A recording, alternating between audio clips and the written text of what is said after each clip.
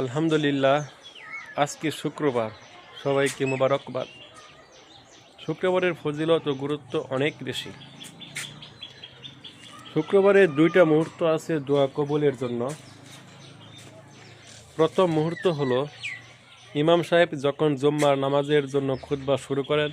খুতবা শুরু থেকে শুরু করে নামাজ শেষ হওয়া আগ পর্যন্ত এই সময়ে যদি কোনো ব্যক্তি বা কোনো মুসল্লি মনে মনে আল্লাহ তাআলার নিকট যা চাইবে, তখন আল্লাহ তাআলা তার দোয়া কবুল করবেন। দ্বিতীয় মুহূর্ত হলো আসরের নামাজ থেকে শুরু করে মাগরিবের নামাজ পর্যন্ত এই অল্প সময়ে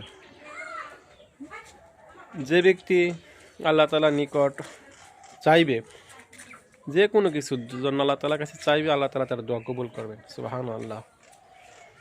আরেকটা বিষয় হলো শুক্রবারের জন্য এটা আসরের নামাজের পর একটা দুরূদ শরীফ আছে। যে ব্যক্তি আসরের নামাজ আদায় করার পর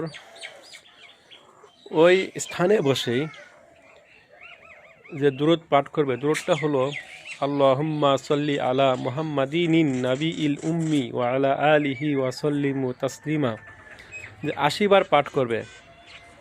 আল্লাহ তাআলা ওই ব্যক্তির 80 বছরের পেছনের 80 বছরের গুনাহ মাফ করে দিবেন এবং সামনে 80 বছরের সওয়াব তার আমল নামায় দিবেন। সুবহানাল্লাহ। তো একটা হাদিসের কথা মনে পড়ে গেল। হাদিসটি হলো বুখারী শরীফের হাদিস। আমাদের নবী করিম সাল্লাল্লাহু আলাইহি ওয়াসাল্লাম বলেছেন, ফজরের 2 রাকাত নামাজ দুনিয়া এবং দুনিয়ার মধ্যে যা কিছু আছে সব কিছু থেকে উত্তম। সুবহানাল্লাহ।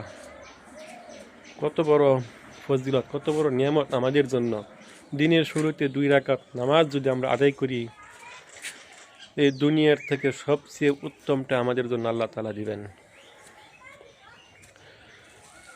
তো আমরা সবাই আল্লাহর নিকট এই প্রার্থনাই করব যেন আল্লাহ তাআলা আমাদের সবাইকে শুক্রবারের আমলগুলো আদায় করার তৌফিক দান করুন। আমিন।